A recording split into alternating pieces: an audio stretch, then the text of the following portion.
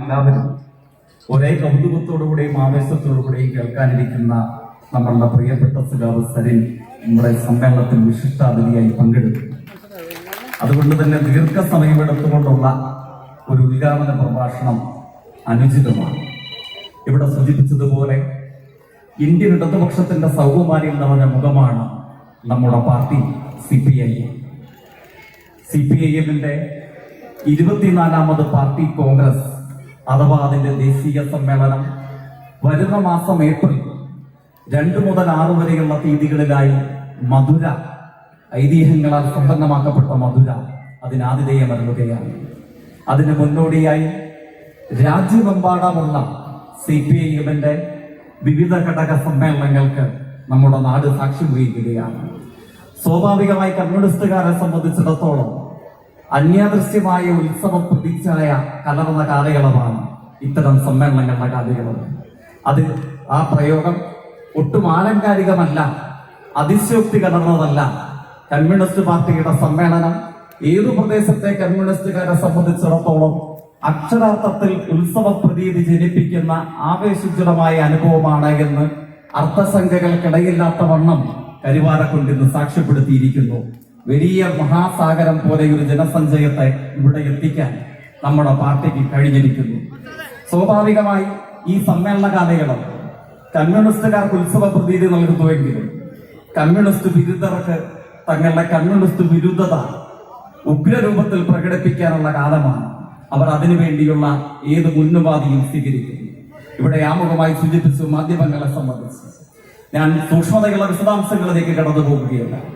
പ്രത്യേകിച്ച് പാർലമെന്റ് തെരഞ്ഞെടുപ്പ് അനന്തരമുള്ള ഇന്ത്യൻ അനുഭവത്തിൽ മത്സരാധിഷ്ഠിതമായ ബുദ്ധിയോടുകൂടെ കേരളീയ മാധ്യമങ്ങൾ പ്രത്യേകിച്ച് ഇടതുപക്ഷ രാഷ്ട്രീയം എന്നേക്കുമായി അസ്തമിച്ചു കഴിഞ്ഞിരിക്കുന്നു ഈ പ്രഖ്യാപനം നടത്തുകയാണ്. CPIM ഇതാ അകാലചരമം പ്രാപിക്കാൻ പോകുന്നു. ഇടതുപക്ഷം നമ്മുടെ നാട്ടിലും ലോകത്തെവിടെയും അപ്രസക്തമായി തീരാൻ പോകുന്നു. ഇങ്ങനെ ഒരു ചരമക്കുറിപ്പ് വ്യവസായം അതിന് നേതൃത്വം നൽകുകയാണ്. സ്വാഭാവികമായ ഒരു ചോദ്യം ഉയരാം. ലോകത്തെവിടെവിടങ്ങളിൽ ഇടതുപക്ഷ രാഷ്ട്രീയം ഒരു ബഹുജന സമരശക്തിയായി വളർന്നു വന്നിട്ടുണ്ടോ? അവിടെവിടങ്ങളിൽ ഇത്തരം ആക്രമണങ്ങൾ നമുക്ക് ഏറ്റുവാങ്ങേണ്ട വന്നിട്ടില്ലേ? നിശ്ചയമായി വന്നു. പക്ഷെ ഈ കാലഘട്ടങ്ങൾക്ക് മുമ്പ് പ്രസിദ്ധീകരിച്ച വിമോചന സമര കാലയളവിലെ മാധ്യമ വാർത്തകളെ സംബന്ധിച്ചൊരു പുസ്തകമുണ്ട്. ആ പുസ്തകത്തിന്റെ ശ്രദ്ധേയമായ ഒരു ഘട്ടം വിമോചന സമരാനന്തരം കുപ്രസിദ്ധിയാർജിച്ച തന്റെ മകളുടെ നിർബന്ധത്തിന് വഴങ്ങി അധികാരത്തിന്റെ തെറ്റായ പ്രയോഗം വഴി നമ്മളേറെ ആദരിക്കുന്ന എന്നാൽ തെല്ലും വിയോജിപ്പുകളുള്ള പണ്ഡിറ്റ് നെഹ്റു കേരളം തിരഞ്ഞെടുത്ത പ്രഥമ ഗവൺമെന്റിനെ പിരിച്ചുവിടുന്നു. ഗവൺമെന്റ് പിരിച്ചുവിടപ്പെട്ടതിന് ശേഷം ഒരു വനിതാ മാധ്യമ പ്രവർത്തകയാണെന്നാണ് എന്റെ ഓർമ്മ. അവർ EMS-മായി അഭിമുഖം സംഘടിപ്പിക്കുന്നു. അഭിമുഖ വേളയിൽ പ്രസക്തമായ ഒരു ചോദ്യം EM-നോട് ചോദിക്കുകയാണ്. കേരളത്തിലെ വിമോചന സമരം എന്തൊക്കെ വിമർശനങ്ങളുണ്ടെങ്കിലും ജനങ്ങൾ അണിനിരന്ന ഒരു സമരമായിരുന്നില്ലേ എന്നായിരുന്നു ചോദ്യം. 47% വരുന്ന ജനങ്ങളുടെ പിന്തുണയുമായിട്ടാണ് കമ്മ്യൂണിസ്റ്റ് പാർട്ടി കേരളത്തിൽ അധികാരത്തിൽ വന്നത്. എന്നിട്ടും അല്പമെങ്കിലും തെറ്റിദ്ധരിക്കപ്പെട്ടതാകാം ഉണ്ടായിരുന്ന ഈ സമരം എന്തുകൊണ്ട് സൃഷ്ടിക്കപ്പെട്ടു? EMS-ന്റെ അർത്ഥസമ്പൂർണമായ മറുപടി 2 വാക്കാണ്, വെറും 2 നുണ പറഞ്ഞതുകൊണ്ട്. തന്റെ വാദത്തെ സാധൂകരിക്കാൻ ലളിതമെങ്കിലും പ്രസക്തമായ ഒരു കണക്കഥകൾ വിശദീകരിക്കുന്നുണ്ട്. അത് കേരളത്തിലെ മാധ്യമ സാന്ദ്രതയെ സംബന്ധിച്ചതാണ്. EMS എന്ന് പറഞ്ഞു 1987-89 വിമോചന സമരത്തിന് മുമ്പ് കേരളത്തിൽ പ്രസാദനം ചെയ്യപ്പെട്ടിരുന്ന പത്രമാധ്യമങ്ങളുടെ എണ്ണം, അച്ചടി മാധ്യമങ്ങളുടെ എണ്ണം അതെത്രയാണ്? അത് 7-ൽ കവിയുന്നുണ്ടായിരുന്നില്ല.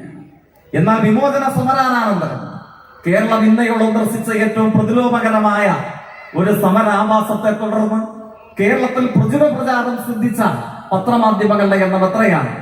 അത് 17-ന് മേലെയാണ്. EMS പറഞ്ഞ് അവസാനിപ്പിക്കുന്നത് 7 മുതൽ 17 വരെയുള്ള ഈ പത്രമാധ്യമങ്ങളിൽ 4 പേർ ഇടതുപക്ഷ രാഷ്ട്രീയത്തോട് ആഭിമുഖ്യം പുലർത്തിയവരായിരുന്നു. കേരളത്തിലെ നിസ്വരായ ജനതയുടെ ജീവിത മുന്നേറ്റത്തിന് കമ്മ്യൂണിസ്റ്റ് പാർട്ടിയുടെ ഗവൺമെന്റ് രാഷ്ട്രീയ സ്ഥിതിയോടുകൂടെ ഇവിടെ നിലനിൽക്കണം ഈ സമീപനം ഉയർത്തിപ്പിടിച്ചവരായിരുന്നു. അതിനിപ്പോഴത്തേതുമായി എന്ത് ബന്ധം? അതായിരിക്കും നമ്മൾ സ്വാഭാവികമായി ചിന്തിക്കുക. പ്രത്യേകത എന്താണ്? ആ പ്രതിലോമകരമായ സമര കാലഘട്ടത്തിന് ഇപ്പോഴേതാണ്ട് 6.5 പതിറ്റാണ്ട് പൂർത്തീകരിക്കപ്പെടും. കേരളത്തിന് വിമോചന സമരം പിന്നിട്ട് 65 വയസ്സ് തികയുമ്പോഴെന്താണ് പ്രത്യേകത? ഒരൊറ്റ മാധ്യമം അച്ചടി എന്നോ ദൃശ്യമെന്നോ ആധുനിക നവസാങ്കേതിക മാധ്യമങ്ങളിൽ ഫണ്ടഡായി പ്രവർത്തിക്കുന്ന യൂട്യൂബർമാർ മുതൽ പുത്തൻ പുതിയ സങ്കേതങ്ങൾ വരെ എവിടെയും നിങ്ങൾ പരിശോധിക്കുക. ലക്ഷണമൊത്ത ഇടതുപക്ഷ രാഷ്ട്രീയത്തിന്റെ ജീവനെടുക്കാൻ, അതിന്റെ പ്രതീകമായ CPIM-ന്റെ ശിരസ് തകർക്കാൻ ഏത് ഹീനമായ മാർഗവും ഉപയോഗിക്കുക, ഏത് പച്ചക്കള്ളവും പ്രചരിപ്പിക്കുക, നുണകൾക്കും കള്ളങ്ങൾക്കുമായി അച്ചടി മഷി പുരട്ടുകയും ദൃശ്യചാരുത നൽകുകയും ചെയ്യുക. ആ അനുഭവങ്ങൾക്കാണ് നമ്മുടെ നാട് സാക്ഷ്യം വഹിക്കുന്നത്. പക്ഷെ പ്രത്യേകത എന്താണ്? വാർത്തകളുടെ ഈ കുപ്രചരണങ്ങൾക്കപ്പുറം എനിക്ക് തോന്നുന്നു 4-5 ദിവസങ്ങൾക്ക് പുറകിലാണ് അമേരിക്കയോട് ഓരം ചേർന്ന് കിടക്കുന്ന രാഷ്ട്രമാണ് ഉറുഗ്വായിൽ തെരഞ്ഞെടുപ്പ് നടന്നു. ആ അമേരിക്കൻ വൻകരകളുള്ള രാജ്യങ്ങളിൽ തന്നെ ഏറ്റവും സുസ്ഥിരമായ സാമ്പത്തിക ഭദ്രതയുള്ള സമാധാനപൂർണമായ അന്തരീക്ഷമുള്ള രാഷ്ട്രമാണ് ഉറുഗ്വാ. പ്രത്യേകത എന്താണ്? ആ രാജ്യത്തിന്റെ സമീപ ചരിത്രത്തിൽ ആദ്യമായി ഇടതുപക്ഷ രാഷ്ട്രീയത്തിന്റെ പതാക ഉയർത്തിപ്പിടിച്ച യമാൻഡു ഓർസു അവിടെ പ്രസിഡന്റായി അധികാരത്തിൽ വന്നു. അതിനോട് ഓരം ചേർന്ന് കിടക്കുന്ന മറ്റൊരു രാജ്യമാണ് മെക്സിക്കോ. അവിടെ ആഴ്ചകൾക്ക് പുറകിലാണ് തെരഞ്ഞെടുപ്പ് നടന്നത്. മെക്സിക്കോയിൽ സാധാരണഗതിയിൽ ഇന്നേ വരെ ആ രാജ്യത്തിന്റെ ചരിത്രത്തിൽ ഒരു വനിത അവിടെ ഭരണാധികാരിയായി വന്നിട്ടുണ്ട്. നമ്മുടെ പഞ്ചായത്ത് അധ്യക്ഷ ഒരു വനിതയാണ്. ആ അനുഭവം മെക്സിക്കോയ്ക്ക് ഉണ്ടായിരുന്നില്ല. ആ രാജ്യത്തിന്റെ ഇന്നയോളമുള്ള ചരിത്രത്തിൽ എവിടെയും ഒരു വനിത, ഒരു സ്ത്രീ അവിടെ പ്രസിഡന്റ് ആയിരുന്നില്ല. ക്ലൗഡിയ ഷെയ്ൻബാം പാർദോ 62 വയസ്സുള്ള വനിത 71% ജനങ്ങളുടെ പിന്തുണയുമായി ആൻഡ്രോ ലോപ്പസ് മദുറോ എന്ന ഇടതുപക്ഷ നേതാവിന്റെ പിൻഗാമിയായി തെരഞ്ഞെടുപ്പിൽ മത്സരിച്ചു. അവിടെ അധികാരത്തിൽ വന്നു. അല്പ ആഴ്ചകൾക്ക് പുറകിലാണ് ശ്രീലങ്ക. നമ്മുടെ നാടിനോട് ഓരം പങ്കിടുന്നതാണ്. ശ്രീലങ്കയെ സംബന്ധിച്ചുള്ള വാർത്ത ലോകമെമ്പാടുമുള്ള മലയാളികൾ മറന്നിരിക്കാൻ സാധ്യതയില്ല. എന്താണ് പ്രത്യേകത?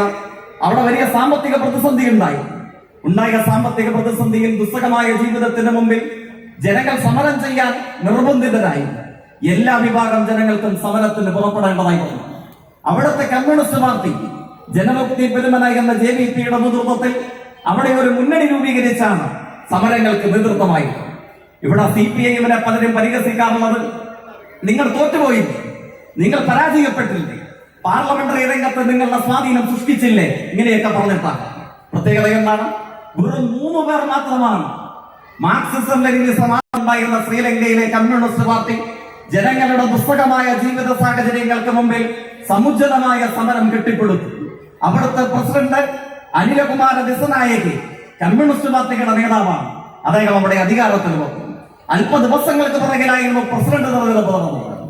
മെക്സിക്കോയിൽ ക്ലോഡിയ ഷെയ്ൻബാം പാർദോ അധികാരത്തിൽ വന്നതുപോലെ കൊളംബോയിലെ ഓപ്പൺ സർവകലാശാലയിലെ സോഷ്യോളജി വിഭാഗത്തിലെ സീനിയർ പ്രൊഫസറായിരുന്ന ഡോക്ടർ ഹിരണ്യ അമരസൂര്യ കമ്മ്യൂണിസ്റ്റ് പാർട്ടിയുടെ പ്രവർത്തകയാണ്. 51 വയസ്സുള്ള ഒരു വനിത അവിടെ അല്പ ദിവസങ്ങൾക്ക് പുറകിൽ പ്രധാനമന്ത്രിയായി അധികാരമേറ്റെടുത്തു. ഞാനിതിവിടെ സൂചിപ്പിക്കാൻ കാരണം, ആ ശ്രീലങ്കയിൽ സാമ്പത്തിക കുഴപ്പമുണ്ടായപ്പോൾ കേരളത്തിൽ മത്സരാടിസ്ഥാനത്തിൽ മാധ്യമങ്ങൾ വാർത്ത എഴുതിയ വാർത്തയുടെ പ്രത്യേകത എന്താണ്? ശ്രീലങ്ക മുടിഞ്ഞു കുത്തുവാളയെടുത്തതുപോലെ കേരളം തകർന്ന് തരിപ്പണമാകും, സാമ്പത്തികമായി കേരളം മുടിയും. അതായിരുന്നു കേരളീയ മാധ്യമങ്ങൾ എഴുതിയ വാർത്ത. ഇപ്പോഴും ഓർമ്മിക്കുന്നു മലയാള മനോരമയുടെ ആ സമയത്തെ ഒരു ചിത്രം. ഈ സമരത്തെ തുടർന്ന് അവിടുത്തെ പഴയ പ്രസിഡന്റിന് അന്ന് പലായനം ചെയ്യേണ്ട കയ്യേറി നീന്തൽക്കുളത്തിൽ പ്രക്ഷോഭകാരികൾ ആർത്തുല്ലസിച്ച് കുളിക്കുന്ന ചിത്രമാണ് കേരളത്തിൽ മനോരമ പ്രസിദ്ധീകരിച്ചത്. കേരളത്തോട് മനോരമ പറഞ്ഞു, ഇതേപോലെ നിങ്ങൾ തകർന്ന തരിപ്പണമാകും, കേരളം കുട്ടിച്ചോറാകും. മലപ്പുറവും കേരളവും ഉൾക്കൊള്ളുന്ന ഈ ഭൂമിക ശ്രീലങ്ക മുടിഞ്ഞു കുത്തുവാള എടുത്തതുപോലെ തകർന്ന തരിപ്പണമാകാൻ പോകും. അതായിരുന്നു മാധ്യമങ്ങളുടെ പ്രചരണം. ആ പ്രചരണത്തെ ഏറ്റെടുത്തു കേരളത്തിലെ കോൺഗ്രസ്. ആ പ്രചരണത്തിന് തൊണ്ട തൊടാതെ സമരാവേശവും പ്രചാരവേലയും നൽകി കേരളത്തിലെ UDF. അനൗദ്യോഗിക UDF-ന്റെ ഘടകകക്ഷികളായി ഇപ്പോൾ മത്സരിച്ച് പ്രവർത്തിക്കുന്ന SDPI ഇവിടെ സൂചിപ്പിച്ചു, ജമാഅത്തെ ഇസ്ലാമി, ഇവരൊക്കെ ഈ പ്രചരണത്തിന്റെ പതാക ഭാഗകരായി മാറി. പ്രത്യേകത എന്താണ്? കേരളം ശ്രീലങ്ക പോലെ മുടിഞ്ഞോ, തകർന്ന് കുത്തുവാളയെടുത്തോ? ശ്രീലങ്കയിൽ സാമ്പത്തിക പ്രതിസന്ധിയുടെ മൂർധന്യാവസ്ഥയിൽ എനിക്ക് തോന്നുന്നു 1 ലിറ്റർ കുടിവെള്ളത്തിന് 318 രൂപ ശ്രീലങ്കയ്ക്ക് കൊടുക്കേണ്ടതായി വന്നു. ഒരു പാക്കറ്റ് റൊട്ടിക്ക് 420 കൊടുക്കേണ്ടതായി വന്നു. ഇന്ന് കേരളത്തിലും മലപ്പുറത്തും എവിടെയും 1 ലിറ്റർ കുടിവെള്ളത്തിന് 15 രൂപയ്ക്കപ്പുറമില്ല. 420 പോയിട്ട് അതിന്റെ 10 വേണ്ട കേരളത്തിൽ ഒരു പാക്കറ്റ് റൊട്ടിക്ക്. പക്ഷെ ആ രാജ്യത്തെ നോക്കിയിട്ടാണ് ഇടതുപക്ഷത്തിന്റെ ജീവനെടുക്കാൻ നിങ്ങൾ തകർത്ത് തരിപ്പണമാക്കും കേരളത്തെ എന്ന പച്ചക്കള്ളം, ഹീനമായ നുണ കേരളീയ മാധ്യമങ്ങളും UDF ചേർന്ന് പ്രചരിപ്പിച്ചു. പക്ഷെ പ്രത്യേകത എന്താണ്? നമ്മൾ കരിവാരക്കുണ്ടിൽ വണ്ടൂർ ഏരിയ സമ്മേളനത്തിന്റെ സമാപനത്തിനായി ഒത്തുചേരുന്നതിന് അല്പ ദിവസങ്ങൾക്ക് പുറകിൽ കേരളം ശ്രീലങ്ക പോലെ തകർന്നില്ല എന്ന് മാത്രമല്ല, ഏത് ജീവിത പ്രതിസന്ധികൾക്ക് മുമ്പിലും മലപ്പുറവും കേരളവും അഭിമാനത്തോടുകൂടെ ഹൃദയം പകുത്തു നൽകുമാറ് സ്നേഹവായ്പോടുകൂടെ സ്വീകരിക്കാറുള്ള കമ്മ്യൂണിസ്റ്റ് പാർട്ടിയുടെ ഇടതുപക്ഷ രാഷ്ട്രീയത്തിന്റെ പതാകയെ ശ്രീലങ്കൻ ജനത ഹൃദയം പകുത്തു കൊടുക്കുമാറ് സ്നേഹവായ്പോടുകൂടെ സ്വീകരിച്ചു. ശ്രീലങ്ക കേരളത്തിന്റെ വഴിയിലേക്ക് നടന്നു. അപ്പോ വാർത്തയുണ്ടോ? അപ്പോ വാർത്തയില്ല. ശ്രീലങ്കയിൽ കമ്മ്യൂണിസ്റ്റ് പാർട്ടി അധികാരത്തിൽ വന്നപ്പോ മനോരമ ആ വാർത്ത അറിഞ്ഞിട്ടില്ല. കേരളീയ മാധ്യമങ്ങൾ എവിടെയും പ്രസക്തമാം വിധം വലിപ്പമുള്ള ഒരു വാചകമായി, ഒരു വാർത്തയായി അതെവിടെയും വന്നില്ല. എന്തുകൊണ്ട് വന്നില്ല? അങ്ങനെ പ്രസിദ്ധീകരിച്ചാൽ തങ്ങൾ അസ്തമിച്ചു എന്ന് പറയുന്ന CPI-യും തങ്ങൾ കേരളത്തിൽ അകാലചരമം പ്രാപിക്കാൻ പോകുന്നു എന്ന് പറയുന്ന ഇടതുപക്ഷത്തിന് മലപ്പുറത്തിനും കേരളത്തിനും ഒപ്പം തന്നെ ലോകമെമ്പാടും വിവിധ രാജ്യങ്ങളിൽ ഇപ്പോഴും പ്രസക്തി വർദ്ധിക്കുന്നു എന്ന് അംഗീകരിക്കേണ്ടതായി പറ്റും. അപ്പൊ ചരമക്കുറുപ്പ് വ്യവസായം ഒരു പച്ച നുണയാണ് എന്ന് അംഗീകരിക്കേണ്ടതായി വരും. ഇതാണ് ലോകമെമ്പാടുമുള്ള യാഥാർത്ഥ്യം. ഞാൻ മറ്റു കാര്യങ്ങളിലേക്ക് പോകുന്നില്ല. ഇവിടെ സൂചിപ്പിച്ചതുപോലെ എന്തോ തെറ്റായ മാർഗം സ്വീകരിച്ച് ഉപതെരഞ്ഞെടുപ്പൊക്കെ കഴിഞ്ഞു. അതിനെ സംബന്ധിച്ച് ഡോക്ടർ സരിൻ തന്നെ നമ്മളോട് വിശദീകരിക്കും രാഷ്ട്രീയത്തെ സംബന്ധിച്ച്. ഈ തെരഞ്ഞെടുപ്പ് ഘട്ടത്തിലുണ്ടായ അനുഭവം കൊണ്ടാണ് പാർലമെന്റിൽ ഇടതുപക്ഷത്തിന് പരാജയം നേരിടേണ്ടതായി വന്നു. അസ്വാഭാവികമായ അപ്രതീക്ഷിതമായ പരാജയം നേരിടേണ്ടതായി വന്നു. അപ്പോഴെന്താണ് കേരളത്തിലെ പ്രതിപക്ഷം പറഞ്ഞത്? കേരളത്തിലെ പ്രതിപക്ഷം പറഞ്ഞു, നിങ്ങൾ പൗരത്വം മുതൽ പലസ്തീൻ വരെ ഉയർത്തി. ആരെ പ്രീണിപ്പിക്കാൻ ഉയർത്തി? കേരളത്തിലെ മുസ്ലിങ്ങളെ പ്രീണിപ്പിക്കാൻ പൗരത്വം മുതൽ പലസ്തീൻ വരെ നിങ്ങൾ ഉയർത്തി. നിങ്ങൾ തോറ്റുപോയി എന്ന് പറഞ്ഞു. പറഞ്ഞത് RSSന്റെ നേതാവല്ല, ഭാഷ RSSന്റേതാണ്. പക്ഷെ ആ സമയത്തോ ഈ അനൌദ്യോഗിക ഘടകകക്ഷികൾ അന്നും UDFന്റെ ഭാഗമാണ്. ലാസ്റ്റ് ബസ് വയനാട് MPയുടേതാണ്. അതായിരുന്നില്ലേ ലീഗിന്റെ പ്രസംഗം? പൊള്ളിയിട്ടുണ്ടോ? കേരളത്തിലെ മുസ്ലിം ലീഗിനും പോപ്പുലർ ഫ്രണ്ടിനും ജമാഅത്തെ ഇസ്ലാമിക്കും വെൽഫെയർ പാർട്ടിക്കും കേരളത്തിൽ ലോകമെമ്പാടും പൗരത്വ പ്രശ്നം എന്ന് പറയുന്നത് ഒരു മുസ്ലിം മത പ്രശ്നമാണോ? അതൊരു മാനുഷിക പ്രശ്നമല്ലേ? പലസ്തീൻ മുതൽ പൗരത്വം വരെ സമരധാര ഉയർത്തുന്നത് ലോകമെമ്പാടുമുള്ള ഇരകളാകേണ്ടവരുന്ന മനുഷ്യരോടുള്ള ഐക്യപ്പെടലിന്റെ ഭാഗമായിട്ടല്ലേ? പക്ഷെ ഈ പ്രശ്നം ഉയർത്തുന്നു എന്നുള്ളതാണ്. മിണ്ടിയിട്ടില്ല, അതിനോട് പ്രതികരിച്ചിട്ടില്ല ഈ സംഘങ്ങളിൽപ്പെട്ട ഒറ്റ ഒരാളും. എന്തായിരുന്നു അന്ന് മുസ്ലിം മതപ്രകടനം പറഞ്ഞു. ഇപ്പോഴെന്ന് പറയുന്നു ഉപതെരഞ്ഞെടുപ്പിന്റെ ഘട്ടമെത്തുമ്പോൾ പറയുന്നു കേരളത്തിന്റെ മുഖ്യമന്ത്രി ഒരു ഇത് രണ്ടും പ്രചരിപ്പിച്ചത് കേരളത്തിലെ UDF ആണ്. എന്നാൽ ഇപ്പോൾ മാത്രം ആ പ്രചരണത്തെ തൊടാതെ SDPI മുതൽ ജമാഅത്തെ ഇസ്ലാമിയും വെൽഫെയർ പാർട്ടിയും വരെയുള്ള ആളുകൾ ഏറ്റെടുക്കുകയാണ്. ഞാൻ മറ്റു ഇതിലേക്ക് പോവുകയല്ല. പക്ഷെ പ്രത്യേകത എന്താണ്? നമ്മൾ എല്ലാവരും തിരിച്ചറിയണം, CPIM മാത്രമല്ല, കരിവാരക്കുണ്ടും മലപ്പുറവും കേരളവും മതനിരപേക്ഷപൂർണമായ സമാധാനത്തോടുകൂടെ നാളെയും തുടരണം. അങ്ങനെ ആഗ്രഹിക്കുന്നവർ നിങ്ങൾക്ക് CPIMനോട് യോജിപ്പോ വിയോജിപ്പോ ഉണ്ടാകാം, അത് എന്തുമാകട്ടെ. പ്രത്യേകത ഇന്ത്യൻ ആകാശത്തിന്റെ ചുവട്ടിൽ കേരളം ഉയർത്തിപ്പിടിക്കുന്ന മതനിരപേക്ഷ രാഷ്ട്രീയത്തിന്റെ പ്രത്യേകത എന്താണ്? അതിന്റെ പ്രസക്തമായ അനുഭവം എന്താണ്? ഈ സംഘങ്ങളിൽപ്പെട്ട ഒറ്റ ഒരുവനും നമ്മളോട് ഇത് വിശദീകരിക്കില്ല. കാരണം എന്താണ്? 2024 എന്റെ ഓർമ്മ ശരിയെങ്കിൽ ഏപ്രിൽ മാസം ഓർഗനൈസറിന്റെ പതിപ്പുണ്ട്. RSSന്റെ മുഖമാസികയാണ് ഓർഗനൈസർ. എന്നാണ് ഈ വർഷം അല്പമാസങ്ങൾക്ക് പുറകിൽ 2024 ഓർഗനൈസറിൽ RSS അവകാശപ്പെടുന്നത് എന്താണ്? ഇന്ത്യയിലെ വിവിധ സംസ്ഥാനങ്ങളിൽ തങ്ങൾക്ക് പ്രവർത്തിക്കാൻ സജ്ജമായ സക്രിയമായ ശാഖകളെ സംബന്ധിച്ച് ഓർഗനൈസർ വാചാലരാവുകയാണ്. ശ്രദ്ധിക്കണം, ദേശാഭിമാനിയല്ല, RSSന്റെ ഔദ്യോഗിക പ്രസിദ്ധീകരണമായ ഓർഗനൈസറാണ് പറയുന്നത്. എന്താണ് പറയുന്നത്? തങ്ങൾക്ക് ഈ 2024 ആണ്ടിലും നമ്മളിവിടെ ഒത്തുചേരുന്നതിന് അല്പമാസങ്ങൾക്ക് പുറകിലും ഇന്ത്യയിൽ ഏറ്റവും കൂടുതൽ സക്രിയമായ ശാഖകൾ പ്രവർത്തിക്കുന്ന ഇന്ത്യയിലെ ഒന്നാമത്തെ സംസ്ഥാനം ഏതാണ്? കരിവാരക്കുണ്ടിലോ മലപ്പുറത്തോ കേരളത്തിലോ ഉള്ള ലീഗുകാർ പറയുമോ RSS ഇന്ത്യയിൽ ഏറ്റവും കൂടുതൽ ശാഖയുള്ളത് എവിടെയാണ് എന്ന്? UPയിലാണോ? അല്ല. ഇപ്പോൾ ഓരോ പള്ളിയുടെയും ചുവട്ടിൽ ശിലാഫലകമുണ്ടോ എന്ന് അന്വേഷിച്ച് കലാപങ്ങൾക്ക് കോപ്പ് കൂട്ടുകയാണ്. അല്പ ദിവസങ്ങൾക്ക് പുറകെ നമ്മൾ കണ്ടു ദുഷ്യന്ത് ദവെ, സുപ്രീം കോടതിയിലെ ഏറ്റവും സമാദരണീയനായ അഭിഭാഷകൻ, ബാർ അസോസിയേഷന്റെ മുൻ അധ്യക്ഷൻ, രാജിവെച്ചിറങ്ങി പോന്നതാണ് അദ്ദേഹം കരൺ റാപ്പറുമായി ഒരു അഭിമുഖം നടത്തവേ വികാരാധീനനായി നിറകണ്ണുകളോടുകൂടെ പൊട്ടിക്കരഞ്ഞു. ഇന്ത്യയിൽ മതന്യൂനപക്ഷ വിഭാഗത്തിൽപ്പെട്ടവരുടെ അവസ്ഥ എന്ത്? ഞാൻ രാത്രി ഇരുന്ന് വികാരാധീനനായി കഴിയുന്ന സമയത്ത് എന്റെ ജീവിത പങ്കാളി ചോദിക്കും, അങ്ങ് എന്തിനാണ് ഈ രാജ്യത്തിന്റെ ഭാവിയെ സംബന്ധിച്ച് ഇത്രമേൽ വികാരപരമായി ചിന്തിക്കുന്നത്? അദ്ദേഹം ആ അഭിമുഖത്തിൽ പറഞ്ഞ് അവസാനിപ്പിക്കുന്ന പ്രസക്തമായ അനുഭവം എന്താണ്? ഓരോ ആരാധനാലയത്തിന്റെയും മറവിൽ വർഗീയ കലാപങ്ങൾക്ക് കോപ്പുകൂട്ടാൻ സഹായകമായ വിധി പ്രസ്താവം നടത്തിയതിൽ ഇന്ത്യൻ സുപ്രീം കോടതിയുടെ മുൻ ചീഫ് ജസ്റ്റിസ് ആദരണീയനായ ചന്ദ്രചൂഡിന് സംശയകരമായ പങ്കില്ലേ? ഞെട്ടിപ്പിക്കുന്ന ചോദ്യമാണ് ചോദിച്ചത്. ഇതെവിടെയും ഇവിടെ ചർച്ചയായിട്ടില്ല.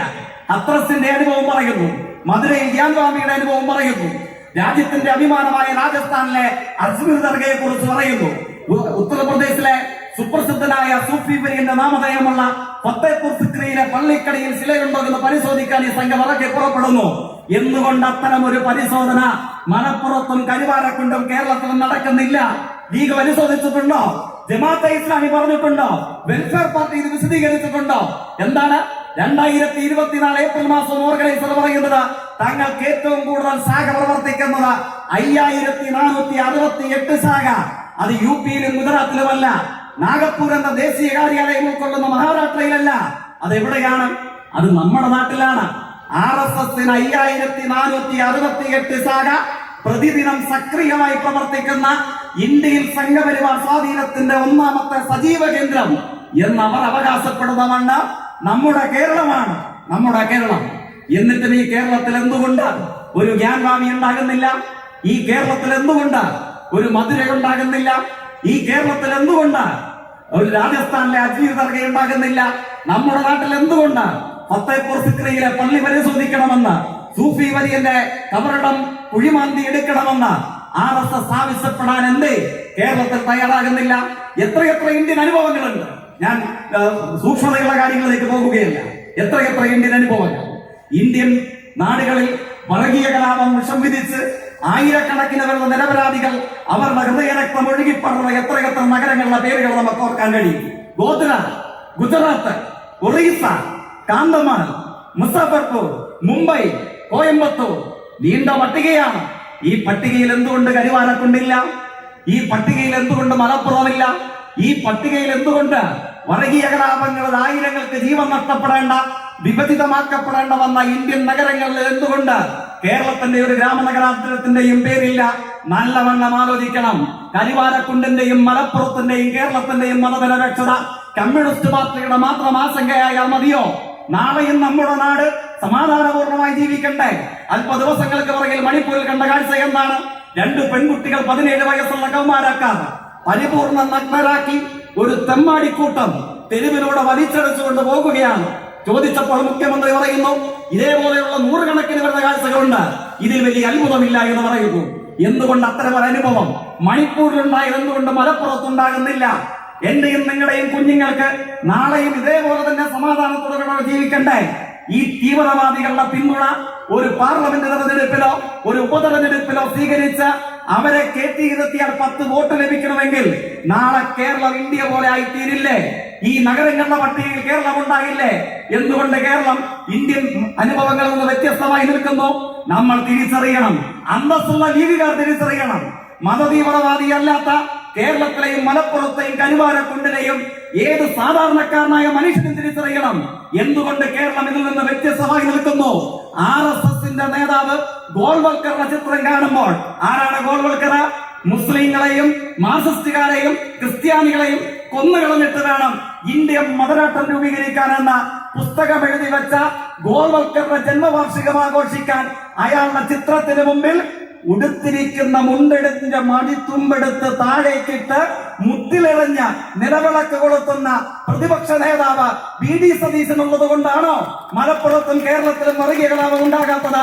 CPIM-കാർ ശാഖ ആക്രമിക്കാൻ വരുന്നു എന്ന് കേൾക്കുമ്പോൾ ഉടുത്തിരിക്കുന്ന കതർമുണ്ട് അഴിച്ചു മാറ്റി കാക്കി കളസമെടുത്തണിന് ശാഖയ്ക്ക് കാവൽ കിടന്നു എന്ന് പ്രസംഗിക്കുന്ന കോൺഗ്രസിന്റെ പ്രസിഡന്റ് സുധാകരൻ ഉള്ളത് കൊണ്ടാണോ മലപ്പുറവും കരുവാരക്കുണ്ടും കേരളവും സമാധാനമായി തുടരുന്നത്?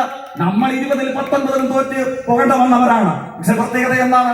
മറ്റു തെരഞ്ഞെടുപ്പിലും തോൽവിയും വിജയവും ഒക്കെ ഉണ്ടായിട്ടുണ്ടാകും. പക്ഷെ എന്താണ് നമ്മളെ സംബന്ധിച്ചുള്ള പ്രത്യേകത? ഏതു തെരഞ്ഞെടുപ്പിൽ തോറ്റുപോകുമ്പോഴും ഒരു തോൽവിയിലും തോറ്റുപോകാത്ത രാഷ്ട്രീയമുണ്ട്. ആ രാഷ്ട്രീയത്തിന്റെ പതാകയാണ് CPIM ഉയർത്തിപ്പിടിക്കുന്നത്. അതുകൊണ്ട് എന്തുവേണ്ടി തെരഞ്ഞെടുപ്പിലെ താൽക്കാലിക ജയപരാജയങ്ങൾക്കപ്പുറം പോസ്റ്റർ ഒട്ടിക്കാൻ, സ്ലിപ്പ് കൊടുക്കാൻ, ബൂത്തിലിരിക്കാൻ, ചുവരെഴുതാൻ, പൊതിച്ചോർ ശേഖരിക്കാൻ, രക്തം ദാനം ചെയ്യാൻ എന്ന് വേണ്ട നിതാന്ത ഇടവേളകളില്ലാത്ത സമര സംഘടനാ പ്രവർത്തനങ്ങൾക്ക് നേതൃത്വം നൽകുന്ന കേരളത്തിലെ കമ്മ്യൂണിസ്റ്റ് പാർട്ടികളെ അവസാനത്തെ അനുഭാവിക്കും. തോറ്റുപോകുമ്പോൾ കുനിഞ്ഞു പോകുന്ന ശിരസോട് കൂടിയിട്ടല്ല. ടാഗോറിന്റെ പ്രസിദ്ധീകരിച്ച കവിതയുണ്ട്, Where the head is held high and mind is without fear. സ്വാതന്ത്ര്യ സമര വിലമ്പിയാർത്തിയ ഒരു മുന്നേറ്റമായ കാലഘട്ടത്തിന്റെ സൃഷ്ടിയാണ് നിർഭയമായ മനസ്സും ഉന്നതമായ ശിരസും. അങ്ങനെയാണ് ടാഗോർ ഇന്ത്യയെ സംബന്ധിച്ച് പാടുന്നത്.